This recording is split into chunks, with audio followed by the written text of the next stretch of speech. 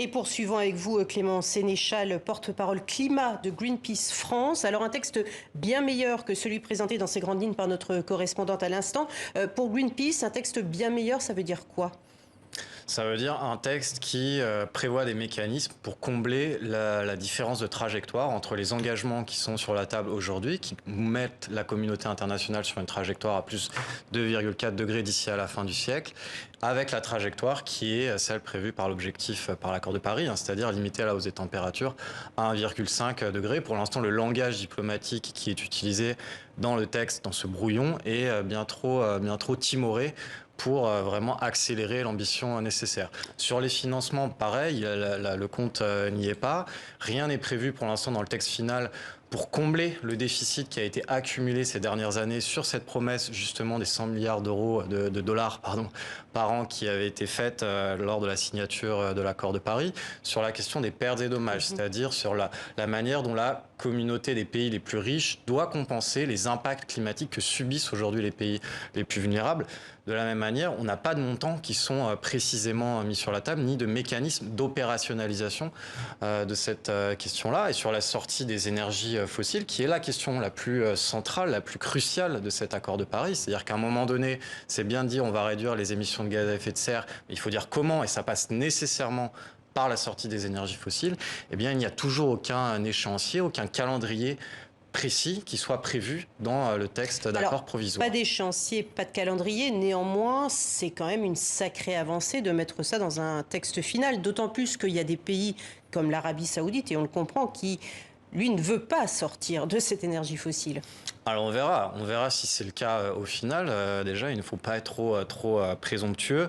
Pour autant, c'est le strict minimum, effectivement, de mentionner le fait que pour limiter le réchauffement climatique, il faut sortir nécessairement des énergies fossiles.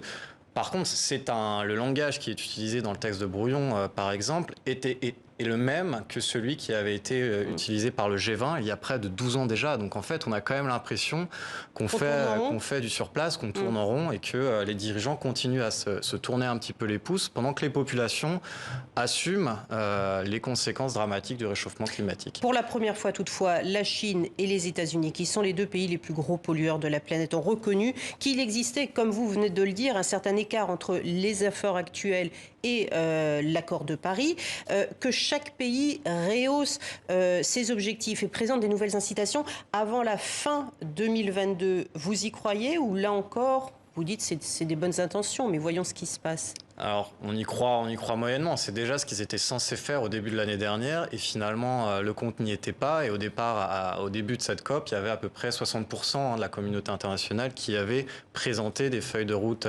rehaussées. D'ailleurs, la France était absente puisque la France n'a toujours pas renouvelé à la hausse ses objectifs climatiques par rapport à 2015. Après, c'est un bon signal, le fait que les deux plus grands pollueurs du monde décide finalement de se parler sur ce sujet-là, décide d'établir un canal diplomatique qui soit un peu plus, qui soit étanchéifié par rapport aux controverses qui tendent leurs relations sur les autres sujets. Ça, c'est indispensable. C'est un signal effectivement positif. Une positif. petite lueur d'optimisme dans votre voix. Quelles sont les propositions de Greenpeace, des propositions réalistes pour diminuer rapidement les émissions de gaz à effet de serre? Parce que vous devez en avoir. Bien sûr, il faut s'attaquer aux énergies fossiles, donc ça veut dire cesser tous les financements. Non mais ça, tout le monde le dit pour l'instant. Comment Très bien. Il faut s'y engager à le faire. C'est-à-dire qu'il faut arrêter de subventionner les énergies fossiles, il faut arrêter les financements internationaux, puis à un moment donné, il faut aller un peu plus loin, c'est-à-dire qu'il faut fixer des objectifs climatiques aux multinationales, c'est-à-dire repositionner notre appareil productif dans le cadre de l'accord de Paris, sinon on n'y arrivera pas. Quoi d'autre ? Ça veut dire de manière plus sectorielle, ça veut dire qu'il faut rénover très rapidement et obliger les propriétaires à rénover le bâtiment. Ça veut dire qu'il faut sortir de l'élevage intensif pour réduire la production et la consommation de viande. Ça veut dire également qu'il faut réduire drastiquement le trafic aérien. Voilà, il faut organiser également le partage de l'effort entre les différentes catégories de la population. Greenpeace milite par exemple pour l'instauration d'un ISF climatique qui est aujourd'hui une proposition qui fait partie partie d'ailleurs du débat présidentiel. Est-ce que cela pourrait passer aussi par l'énergie nucléaire? La France, par la voix d'Emmanuel Macron, a annoncé cette semaine qu'elle allait lancer la construction de nouveaux réacteurs. Le président français y voit une énergie verte. Il va devoir convaincre ses partenaires européens. C'est un investissement durable au sens climatique du terme, selon vous? C'est une vaste escroquerie. Le nucléaire, d'abord, génère des déchets. C'est une énergie qui est dangereuse. C'est une énergie qui coûte très très cher. Le PR de Flamanville n'est toujours pas opérationnel. C'est une énergie qui est très lourde et très longue à déployer. On a à peine 10 ans. Là, il faut réduire drastiquement les émissions de gaz à effet de serre maintenant. On n'a pas le temps de mettre en place un nouveau programme nucléaire pour répondre à la crise climatique. Et surtout, c'est une énergie qui est vulnérable à la crise climatique elle-même. Donc c'est un peu étonnant de présenter une solution à un problème. Par quoi? Par l'éolien, par toutes ces autres énergies vertes? Bien sûr, ça passe par les énergies renouvelables, donc l'éolien, le solaire, la géothermie, etc. Je vous ai entendu dire le terme de greenwashing, ce discours vert trompeur qui est là pour redorer l'image de certains pays. À vous entendre, est-ce que les COP, les conférences climat, sont encore une nécessité et sont profitables à notre planète Terre? Je pense que oui. Je pense que la résolution de cette problématique qui engage la survie de l'humanité passe nécessairement par la discussion diplomatique. Le réchauffement climatique est un phénomène global, par ailleurs, dans ses causes comme dans ses conséquences.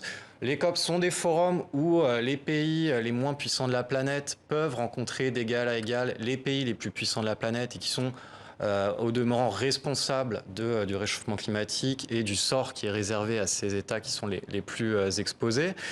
C'est un enjeu qui charrie également des problématiques extrêmement sensibles. Le réchauffement climatique, on parle de déplacement massif de population, on parle d'accès aux ressources naturelles. Donc il faut garder un canal de discussion diplomatique. Sinon, quelle est l'alternative? La voie militaire, des pratiques commerciales agressives, ça ne me semble pas du tout souhaitable.